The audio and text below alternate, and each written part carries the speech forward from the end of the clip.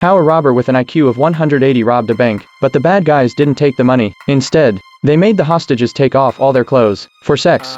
But they didn't hurt anyone. Then when the police stormed in, they found out there were no robbers in the bank. Even the weapons they found were toy guns. Not only was there no money missing from the vault, and no hostages were hurt, it seems like the robbery never happened. But in fact, the robbers made a whopping $5 billion. So how did they do it?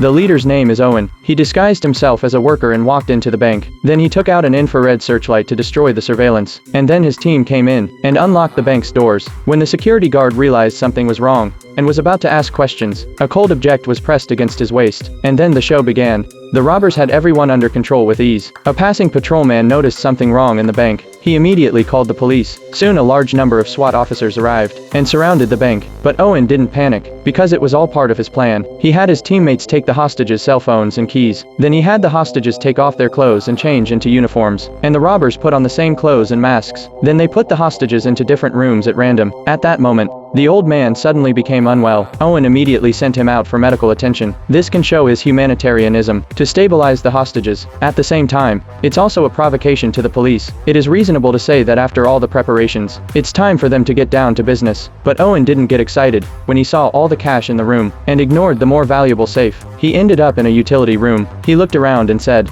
"This is perfect." Then he had his partner move the shelves and start smashing the floor. And what he really wanted, you'll never guess. The police sent Kyle, who has experience in negotiating, to run the operation. Kyle tried to contact Owen on the phone, but Owen wouldn't talk to him, and the security cameras have all been destroyed. Kyle didn't know anything about the bank, and when he didn't have a clue, Owen suddenly released another hostage. This one had a big box around his neck. The police were afraid that there were weapons inside, so they handled it very carefully. Inside the case was a letter from Owen. He asked the police to bring them 2 fueled buses and a fueled helicopter by 9 p.m. Otherwise, every hour after that, they'll send a man to God. Then the robbers delivered a long note with even more horrific demands.